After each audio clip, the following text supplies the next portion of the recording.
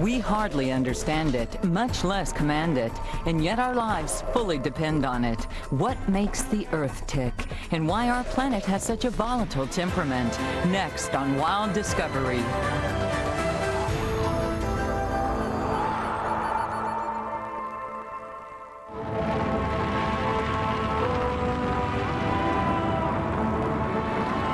Ancestors thought volcanoes were the doorways to hell. We think we know better, but we still live in a world driven by natural forces which we cannot control and which are indifferent to our needs. We live on a restless planet. We're only just beginning to understand the awesome power that can raise mountains, form the continents, open and close the seas.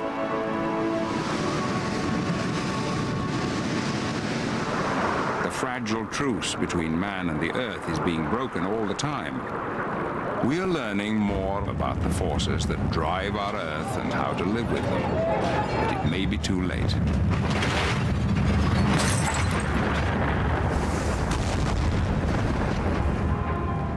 '79 AD, Pompeii, Italy.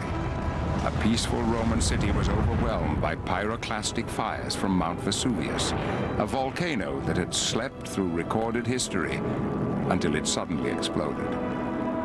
20,000 people lived in Pompeii. Very few escaped the volcanic shroud.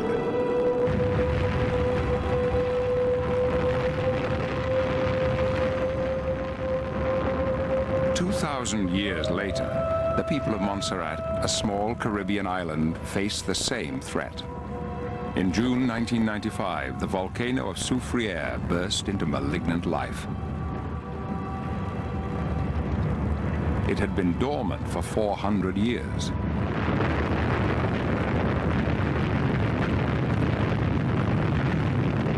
"19 people have died, and half the island is uninhabitable. Where once there was a green forest is total devastation, an ash desert. Scientists from all over the world are trying to forestall an even greater disaster. What we're looking at here is the Soufriere Hills volcano. And basically what it is this big scooped valley. And part of this valley is what we call English's Crater. And that's that big amphitheater. Sitting within the amphitheater is the present active dome. The magma is pushed up from below, and it comes out, it's exceptionally viscous, and it just builds up and up and up, forming this big dome structure. It's exceptionally hot, very unstable, and these blocks that are overhanging is what usually falls off, generates the rock avalanches, and then the pyroclastic flows. Pyroclastic flow is essentially like a snow avalanche. The only difference being that it's around about 800 degrees C. It contains big, huge blocks within it, sometimes the size of houses. It contains lots of poisonous gases, and all of that will travel at around about a speed of 80 meters per second in some cases, sometimes a heck of a lot faster. So you can't outrun it, you can't outdrive it, and in some cases the only thing that can get you out fast enough is a helicopter.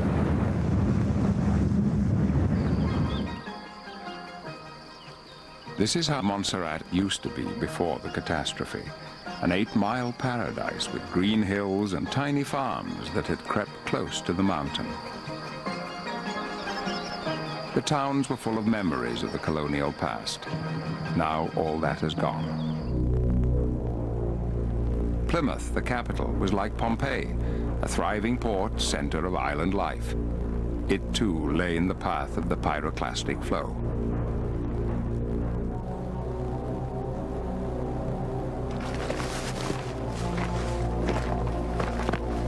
A volcano can sit quietly for centuries until the pressure from below becomes too great and it explodes. Montserrat's disaster is caused by something that happened over 4 billion years ago when the Earth's crust broke into gigantic sections, forming the tectonic plates.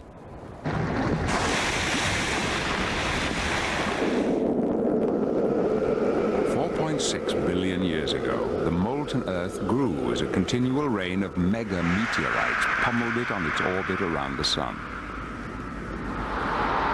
Each strike brought with it raw rock the material from which Earth could grow, it also brought explosive energy, raising the surface temperature of the primitive planet to over 1,800 degrees. A vast ocean of molten rock, 100 miles deep, covered the globe.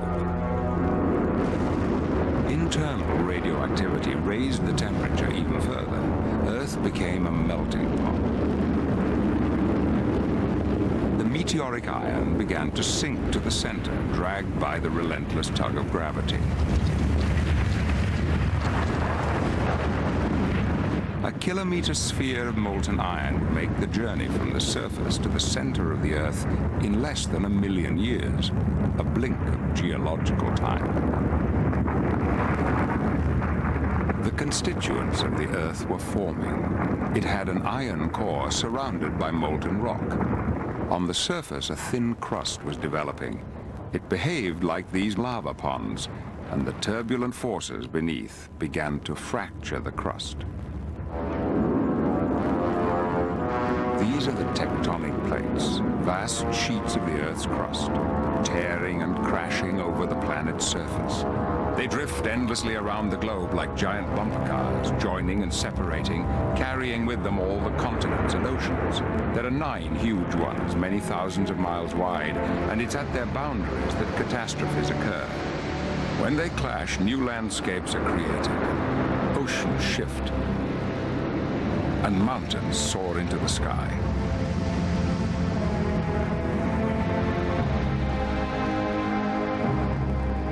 The actual fabric of the land itself is made here, where the tectonic plates that form the ocean floor are torn apart, new lava continually emerges, and new volcanoes are born. In 1963, this act of creation could be seen by all. Some 10 billion square feet of lava erupted off the coast of Iceland to form the new island of Surtsey. It emerged in a matter of days, just like volcanic islands on the primitive Earth. All over the planet, these islands appeared, and in time, they were to form the first continents. Clues as to how this happened are found in the Canadian Rocky Mountains. The outer shell of Earth, the lithosphere, carries the continents. It's made up of great stratas of different rocks extending 60 miles down into the Earth. Most of its structure is unknown. The deepest man has ever drilled is 9 miles. Exploring deeper needs a different approach. To discover just how their land was formed, a team of 700 scientists, the modern equivalents of early map makers, are charting this invisible territory. They use shockwave detectors, geophones, which the teams are placing all over the landscape.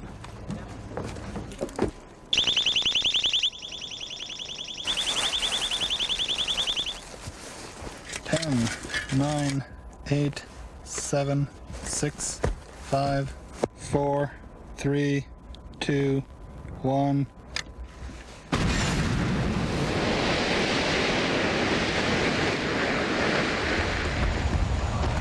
As the shockwave races down through the ground, they hit something hard, much harder than the surrounding rock.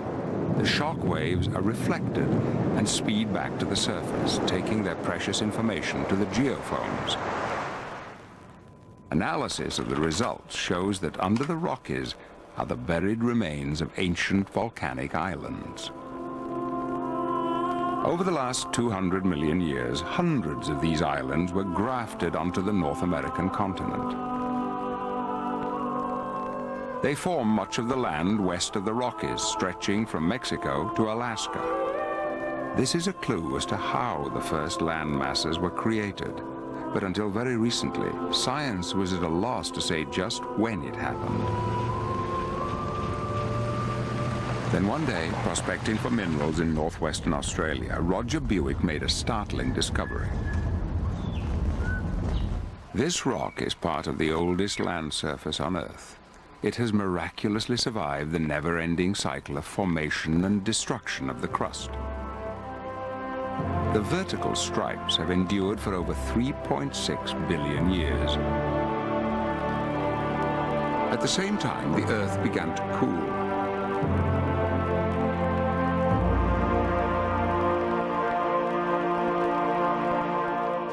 There was moisture in the atmosphere, condensing in pockets, but not enough to create oceans or rivers.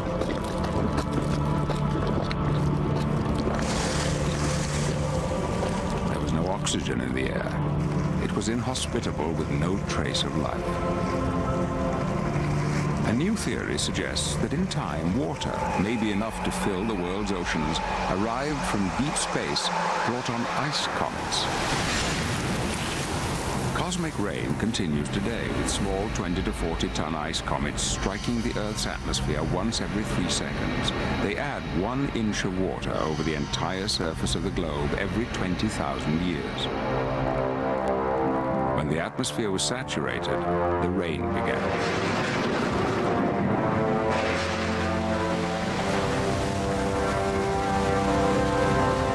Ocean grew, and when the skies finally cleared, the Earth had been transformed into a watery globe. This is the time when life is thought to have begun. Up next, the birth of the Atlantic, a tale written in stone in the heart of the desert. Way to this unexplored terrain. Valve is open, the light is on, the hatch is shut, oxygen's on, and the scrubber's scrubbing. One of the first regions visited was the East Pacific Rise, part of the spreading area called the Mid-Ocean Ridge. Dive when the swimmers are clear. They expected to find evidence of the Earth at work.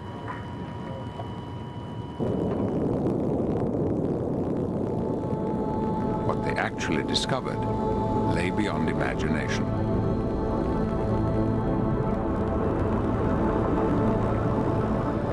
From this pioneering work, scientists worldwide are able to study the extraordinary geological systems 4 miles beneath our feet.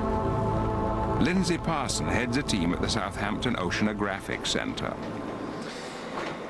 These are really some of the most amazing images that I think we have of the ocean floor. They're taken from about 3,000 meters down.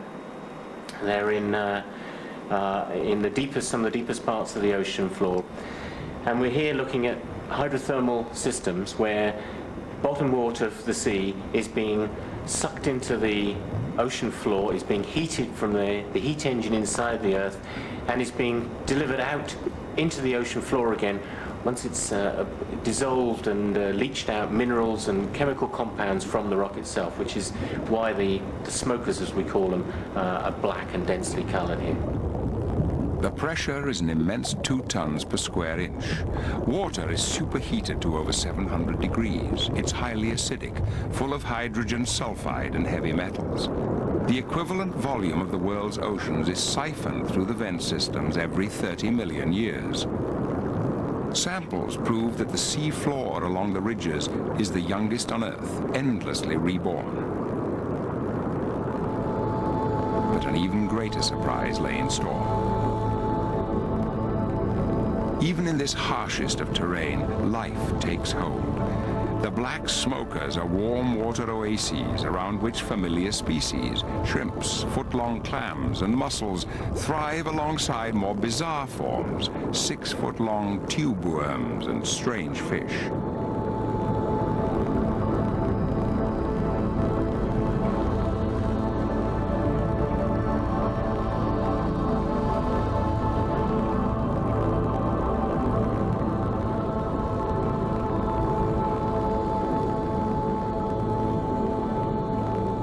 The majority of the life forms here depend not on light to maintain their existence.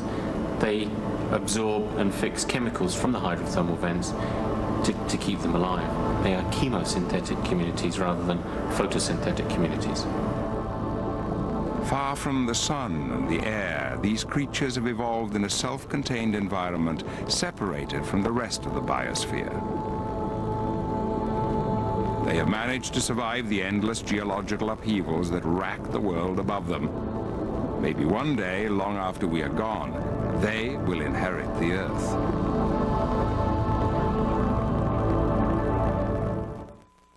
A place where the mid-Atlantic ridge becomes exposed on land.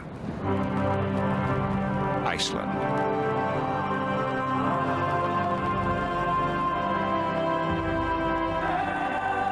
The land here is being torn apart. The rift shows exactly where the plates carrying America and Europe are being forced away from each other at about an inch per year. And Iceland is in the middle. The land is continually reshaped through eruption and rifting. The lava from the flows forms vertical dikes and horizontal beds, just as it does on the ocean floor.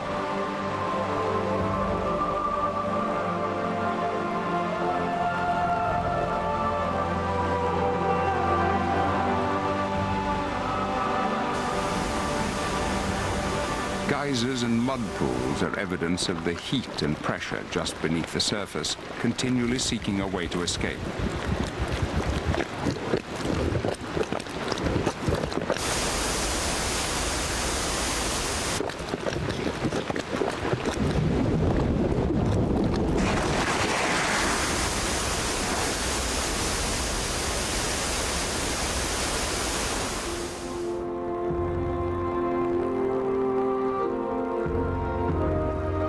Ice and fire is a deadly mixture. In 1996, part of the mid-ocean ridge erupted under the ice cap.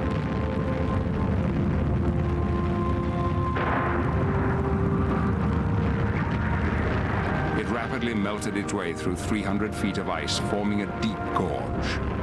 The meltwater raced away to fill a subglacial lake until it could no longer be contained.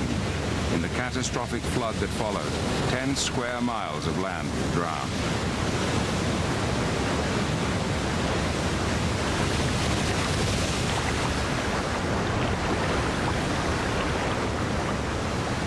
This time, the damage was only to roads and bridges. But in Iceland, the earth is always menacing. In 1975, the Krofla volcanic eruptions began, lasting 9 years. 14 square miles of basalt spewed out, in some places widening the land itself by 28 feet. In 1973, the town of Hymi was almost overwhelmed when the nearby volcano woke from a 5,000-year sleep.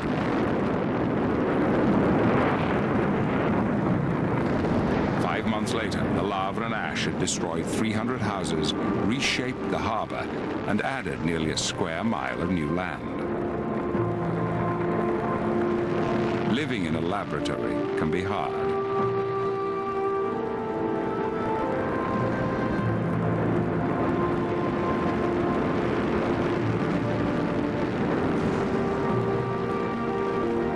But if new land is continually being made at the crust factory along the ridges, why isn't the world itself constantly expanding? The reason is subduction, the giant recycling process that has been going on since the world began, and which causes most volcanoes and earthquakes. Subduction zones are the graveyards of the old, dense oceanic floor. Where it collides with a lighter continental crust, it's forced down.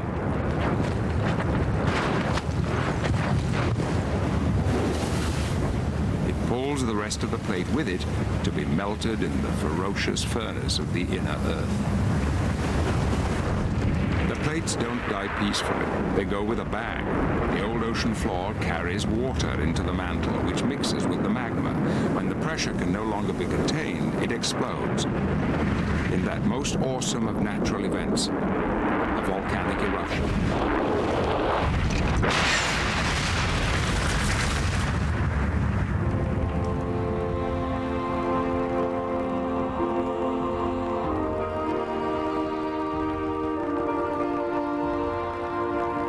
Most of the world's volcanoes are in subduction zones, but there are exceptions. Kilauea is on the big island of Hawaii, part of a chain of islands in the middle of the Pacific Ocean, thousands of miles away from any subduction zone.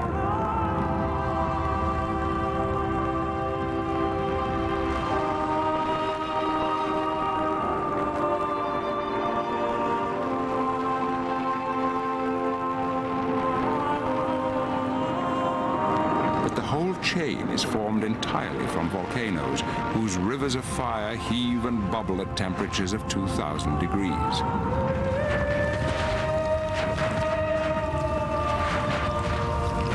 What provides provides the furnace for all this outpouring if it's not the crashing of the tectonic plates? The volcanologists have an explanation. The lava that's flowing and spattering behind me is the surface manifestation of a thermal anomaly, or a hot spot that's deep within the earth beneath my feet. Where we are now on Kilauea Volcano on the Big Island of Hawaii is at the southeast end of a 6,000 kilometer long chain of seamounds and volcanic islands that have formed as the Pacific Plate has moved north and westward over the last 80 billion years or so at a rate of around 9 or 10 centimeters per year. So as the plate moves over this hot spot, you burn through the lithosphere, forming a volcanic island, and then the plate moves on, and a new island forms further to the southeast. The hotspot has made Kilauea the tallest mountain in the world, 30,000 feet from its base on the seafloor, taller even than Everest. It's also one of the most studied.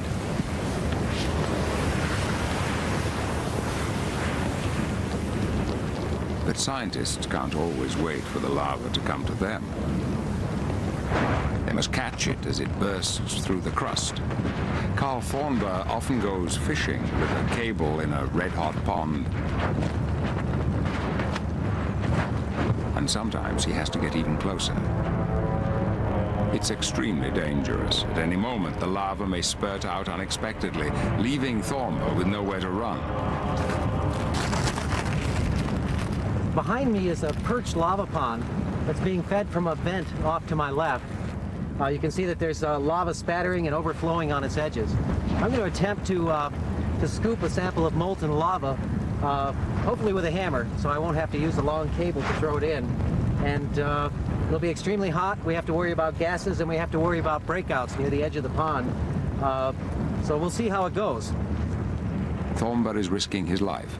But unless scientists can learn how to forecast eruptions, volcanoes will continue to be an uncontrollable threat. Next, the chance encounter that roused the Himalayan and why Mount Everest keeps getting taller after the break. Spewing debris and sulfur into the atmosphere. That will cut out the heat from the sun, so the Earth will cool. That will make the ice form again, freezing the oceans so sea levels drop once more. And that sudden fall may trigger more volcanic activity, pumping more material into the atmosphere, making the Earth even colder, ushering in the dark and the ice and the long winter. There is evidence for many ice ages during Earth's history, but the last full and most severe one began 45 million years ago, just as the Himalayas were being formed. One theory attributes the dramatic cooling to this tectonic turmoil. The mountains are littered with limestone rocks and rubble.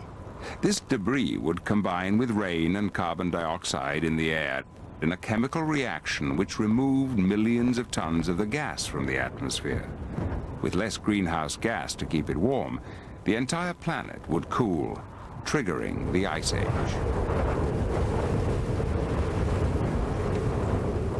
At the edge of the vast ice sheets, immense glaciers advanced relentlessly.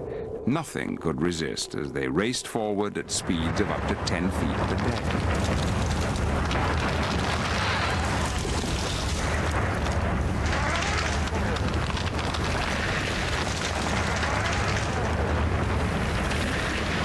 The ice covered more land, so more of the sun's heat was reflected back into space, chilling the planet further. At its coldest, Earth was covered by 3 times the volume of ice on the planet today. This ice locked the water away, trapping it on the land. With less available water, the world's sea level dropped by 425 feet.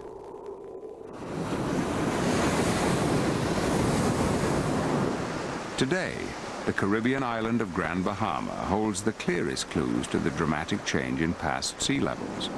Microbiologist Steffi Schwab has been piecing the story together. hidden deep in a mosquito-ridden mangrove swamp, is an unlikely entrance to a mysterious ancient world.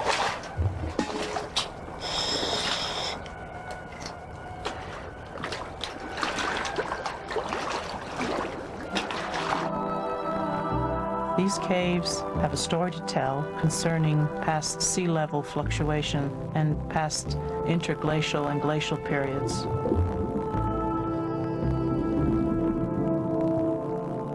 What makes these caves particularly exciting is that they are one of the last unexplored frontiers, and they turned out to be one of the world's largest and longest known cave systems.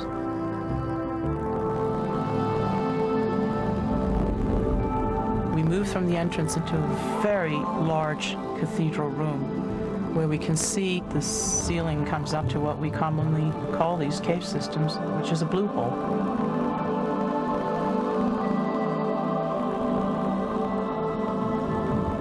You always find, when you go into these large cathedral rooms, a very large rock pile in the center. And usually the collapse happens when the water is no longer in the cave, supporting the ceiling.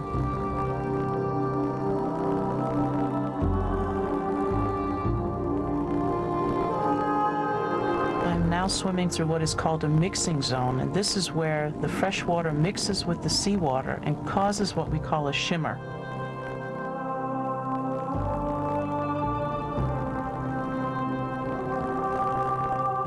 This mixing zone is responsible for aggressively attacking the wall rock.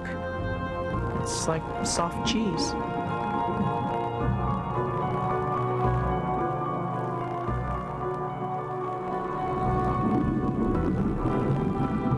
Normally, limestone could not be removed with your finger. You would need a rock hammer and a chisel. This is how we know that the caves have formed hundreds of thousands of years ago. But we also know by evidence that we have found that the caves have been dry in the past. 20 meters down further into the cave system are these bat droppings that have been fossilized. And we know the only way that this can happen is when the caves are dry, because bats do not swim. And when bats roost in the ceiling, the droppings collect on the rock and they become very hard. The final bit of evidence which supports the fact that the caves have been dry are these beautiful stalactite and stalagmite gardens that we find at 28 meters plus. Stalactites and stalagmites form during the ice ages and have formed over a period of hundreds and thousands of years. What happens is the water is frozen in the ice caps on the poles, sea level drops, and the caves become dry. And usually during ice ages, it rains a great deal more in the tropical regions of the world. This rainwater percolates through the bedrock or the ceiling rock and dissolves the rock that's there, and it comes out in the drip water and crystallizes, just like an icicle. And basically these are rock icicles.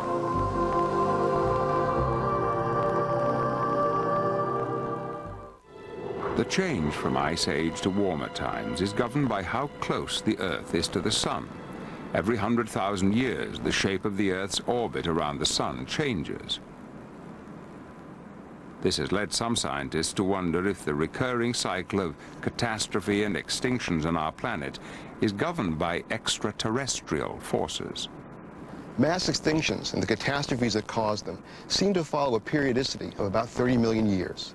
It's that cycle that suggests that the cause of a catastrophe lies outside the Earth. On a clear night here in Africa or in other places where you can see the night sky, we can see astronomical evidence for the cause of these geological catastrophes every 30 million years.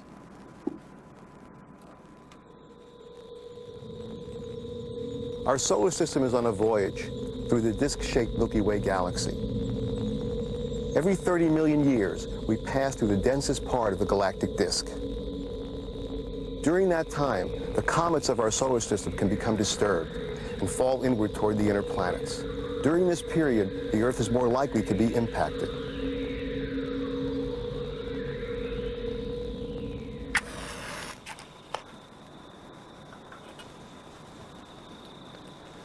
This cycle may explain the catastrophic history of the Earth. The last major mass extinction was 35 million years ago. We're in the densest part of the galactic disk now, and the next mass extinction may include us. Human time span is so short, it's hard to understand that we will be undone by forces that play out over millions of years. Through millennia to come, the unfamiliar continents will form and move on as the plates continue their wanderings. Rivers will change their courses, oceans will empty and fill, and mountains erode and rise again.